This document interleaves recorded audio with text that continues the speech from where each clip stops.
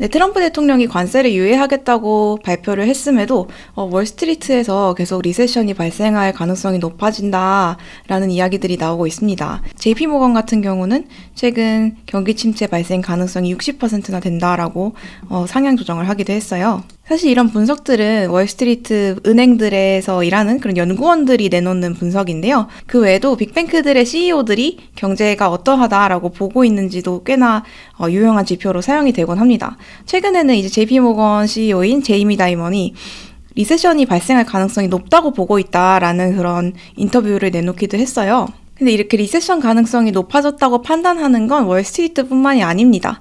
실물 경제를 담당하는 그런 기업들에서도 리세션이 발생할 것을 우려하고 있는 상황이에요. 이미 리세션이 왔다고 판단하는 이들도 꽤나 많다고 합니다. 이 얘기는 이제 레리 핑크 CEO가 이야기를 한 건데요. 레리 핑크 CEO는 세계 최대 자산운용사인 블랙록의 CEO인데요. 아무래도 자산운용사이다 보니까 다른 기업들의 CEO를 많이 만나게 됩니다. 그런데 이렇게 다른 기업들 CEO를 만나서 이야기를 하다 보면 지금 우리 이미 경기 침체가 왔다라고 판단하는 이들이 꽤나 많았다라는 거죠. 그래서 이걸 정리하면요. 월스트리트, 그러니까 금융, 그리고 메인스트리트, 실물 경제, 이 양쪽 모두에서 리세션을 우려하는 목소리가 높아지고 있는 상황이라는 겁니다. 그럼 이제 리세션이 대체 무엇이냐? 경제가 어떤 상황일 때 리세션이 왔다고 판단을 하는가? 이게 궁금하실 텐데요. 미국에서 판단하는 기준은 이렇습니다. 2분기 연속으로 실질 GDP가 역성장, 그러니까 감소할 때를 리세션이라고 이야기를 해요. 근데 우리나라에서는 실질 GDP 성장률이 떨어질 때를 리세션이라고 판단하기도 합니다. 일단 근데 우리는 미국 기준으로 살펴보면요. GDP 전망치가 어떻게 변화하는지부터 살펴볼게요. 미국의 이제 애틀랜타 연은에서 GDP 나우라는 지표를 발표를 합니다. 원래 GDP는 사후적 지표잖아요. 예를 들어서 지금이 4월이면 3월 지표가 발표가 되는 거죠. 3월에 실질적으로 경제가 어떻게 굴러갔다라는 게 이제 발표되는 게 이제 사후적 지표라고 한다면 GDP 나우는 지금 현재 GDP가 어떻게 흘러가고 있다라는 거를 예상치를 보여주는 겁니다. 이 GDP 나우에서 집계한 25년 1분기 실질 GDP 성장률 전망치가 마이너스 2.4%가 나왔어요.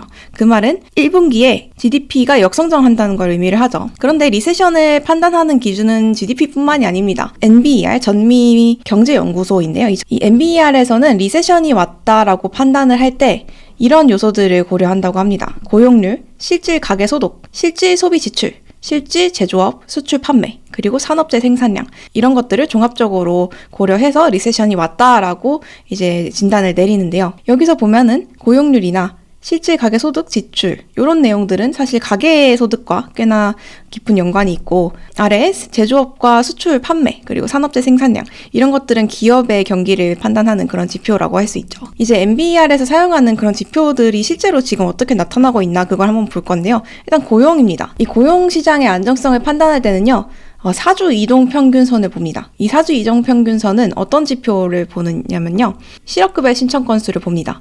실업급여 신청 건수가 4주 동안 어떻게 움직였는지, 이제 실업급여 신청 건수의 그런 장기적인 움직임을 보는 거죠. 사실 지난 1년 동안 이 실업급여 신청 건수가 늘었다가 줄었다가 합니다. 최근 들어서는 좀 늘어났다가 사실 4월 달에는 좀 안정권에 들어가는 그런 모습이 보이기도 해요. 아직은 고용이 그렇게 큰 영향을 미치지 않았다라는 거죠. 도지에서 칼춤을 추고 있지만 인력 감축을 하고 예산 삭감을 하고 그러고 있지만 아직 그 영향들이 실제로 고용시장에는 반영되지 않았다. 이런 분석이 월스트리트에서 나오고 있는 배경이기도 합니다.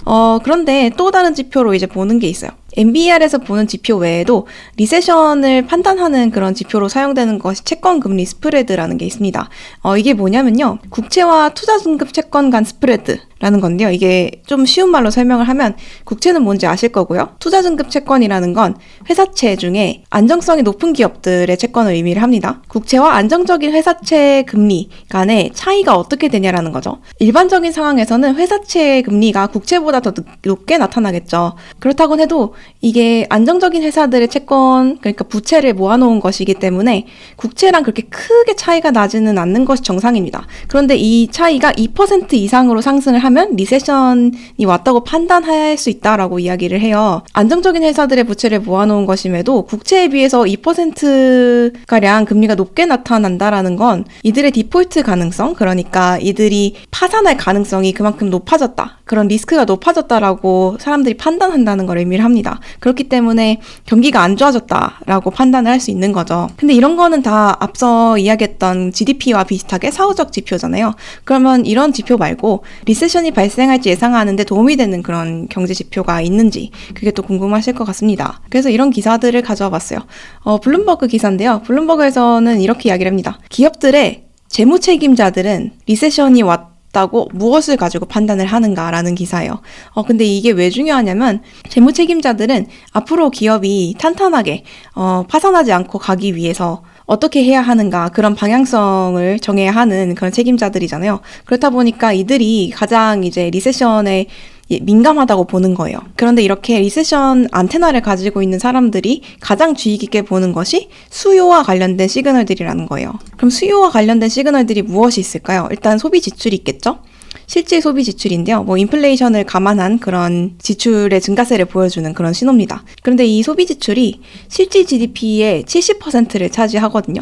그렇기 때문에 소비 지출이 줄어들고 있다는 건 GDP가 줄어들 가능성이 높다라는 걸 의미를 하고요. 그리고 GDP가 줄어든다라는 건 앞서 살펴봤던 그런 리세션의 정의를 생각해 봤을 때 실질 소비 지출이 줄어든다, 감소한다라는 건 리세션이 온다라는 거를 이제 의미를 한다라고 할 수 있겠죠.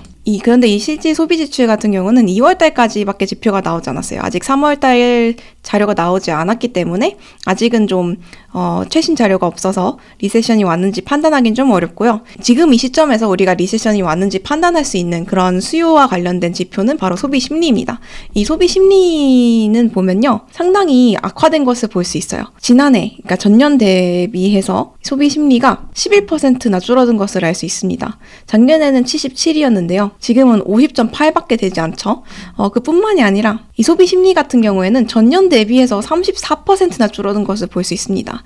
작년에는 77이었던 이 소비 심리가 50.8까지 줄어들었어요. 그뿐만이 아니라 전월 대비해서도 11%나 줄어든 것을 알 수 있습니다. 근데 이 50.8이라는 숫자가 꽤나 중요합니다. 왜냐하면 소비 심리가 50.8인 것이 역사상 두 번째로 낮은 수치이기 때문이에요. 지난 5년간 소비 심리를 이제 보여주는 자료인데요. 2022년 6월이 이렇게 50에 딱 걸쳐져 있죠. 그런데 50.8이라는 건 요 언저리일 거란 말이죠. 이게 사실 지금 이 프레드에 업데이트된 게 2월까지밖에 되지 않아서 지금 이렇게 높게 나타나 있는데 사실 이게 4월 9일 기준이니까 한 요쯤까지 내려가 있다고 보셔야 됩니다. 소비 심리가 굉장히 악화돼 있다. 그러니까 코로나 시기에 준하는 정도로 악화돼 있다라는 거를 의미를 해요. 그리고 그 외에도 리세션이 왔는지 수요를 이제 판단하는 데 있어서 사람들이 사용하는 것 중에 하나가 베팅 사이트입니다. 베팅 사이트라는 건 뭐냐면 우리나라로 따지면 토토 같은 건데요. 흔히 이제 신문에 보도되는 거는 이제 노벨상 관련된 그런 베팅들이 많이 소개가 되는데요. 이런 베팅도 있습니다. 2025년에 리세션이 발생할 것 같은가? 라는 질문에 대해서 베팅을 할 수 있는데요. 사실 연초에는 그렇다라고 답변한 것이 사실 20%밖에 되지 않았어요. 그러니까 20% 가능성으로 리세션이 발생할 것이다 라고 했다면 지금 4월 11일 기준으로는 이게 64%까지 높아졌다라는 겁니다. 사람들이 발생 가능성이 더 높다고 생각하는데 돈을 던지겠죠. 그렇다는 건 경기가 좋지 않다라고 판단하고 있는 사람들이 많아졌다라는 걸 의미를 하기도 해요. 이런 베팅 사이트와 관련된 지표는 좀 권위 있는 사람들도 좀 주의 깊게 보는 지표입니다. 월스트리트 저널에서도 이렇게 베팅 사이트에서 리세션 가능성이 높아졌다 보여주고 있고요. 유명한 경제학자 레리 서머스 교수도요. 이 베팅 사이트의 그런 결과를 보여주면서 내가 생각했던 것처럼 시장에서도 리세션 가능성이 높아졌다고 보고 있다라고 이렇게 설명을 하기도 합니다. 그 외에도 리세션이 실제로 발생했다라고 이렇게 땅땅땅 NBER에서 판단을 하기 전에 투자자들이 참고할 수 있는 그런 리세션 징후는요.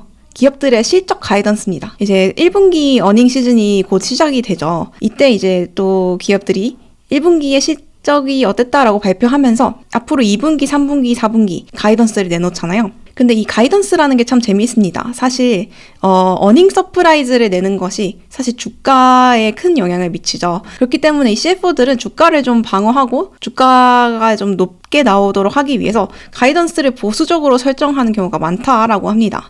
그러니까 충분히 어닝 서프라이즈를 낼 수 있을 정도로 가이던스를 설정을 한다는 거죠. 예를 들어서 나는 이 정도 하면 100은 벌 수 있을 것 같긴 해. 근데 80은 확실히 벌 수 있어. 라고 한다면 100을 가이던스로 제시하는 게 아니라 80을 가이던스로 제시한다는 거죠. 그러니까 보수적으로 설정을 합니다. 어닝 서프라이즈를 보여주기 위해서요. 근데 이런 CFO들이 가이던스를 하향 조정하는 경우가 있습니다. 그렇다는 건 그 다음 어닝 시즌이 그만큼 불투명하다라는 걸 의미를 하는 겁니다. 그뿐만이 아니라 이제 실적을 발표할 때 리세션이 우려된다라는 언급을 하는지, 그러니까 어닝콜에서 리세션이라는 단어가 많이 언급되는지도 이 리세션이 실제로 왔는지를 판단하는 데 도움이 되는 그런 지표라고 할 수 있어요. 이제 마지막으로 살펴볼 거는 UCLA 경영대학에서 내놓은 이런 리세션 워치입니다. 이 클레멘트 보어라는 경제학자가 발표를 했는데요. 제목이 이래요. 트럼프의 정책이 모두 실행되면 리세션이 올 수밖에 없다라고 이야기를 했습니다. 그 이유는 여러 가지가 있는데요. 하나씩 살펴보면요. 우선 관세랑 무역 전쟁을 들었습니다. 이건 좀 당연한 거죠. 지금까지 증시를 계속 뒤흔들었던 것이 관세와 무역 전쟁이죠. 관세와 무역 전쟁이 사실 사람들이 생각하는 것보다 더 심각한 상황이라는 겁니다.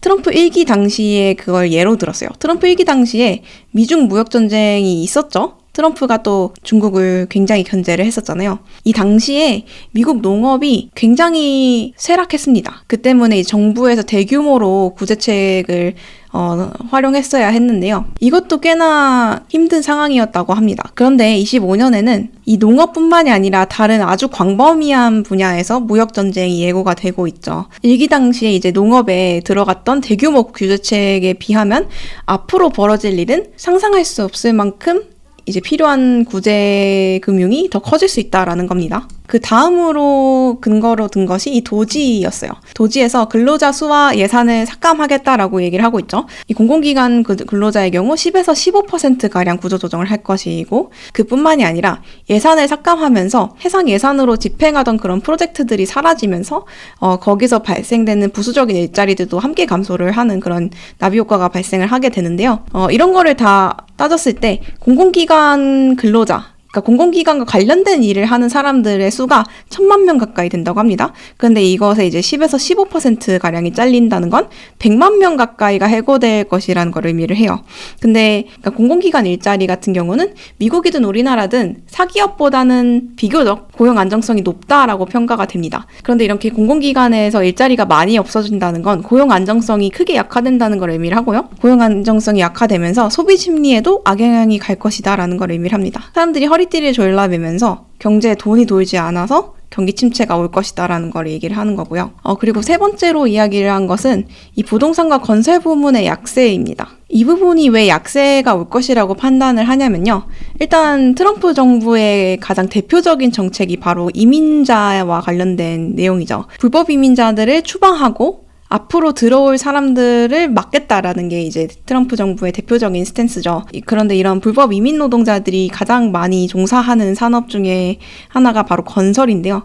이들이 추방이 되면서 건설 노동자 수가 감소할 것으로 예상이 되고 있습니다. 그렇기 때문에 이렇게 이민자에 대한 의존도가 높은 섹터들이 약세를 보일 예정인데 건설과 부동산 부문이 약세를 보인다는 건 경제 전반에 큰 영향을 미치게 돼요. 그렇기 때문에 경기 침체를 야기할 수 있는 그런 요소로 꼽힌 거고요.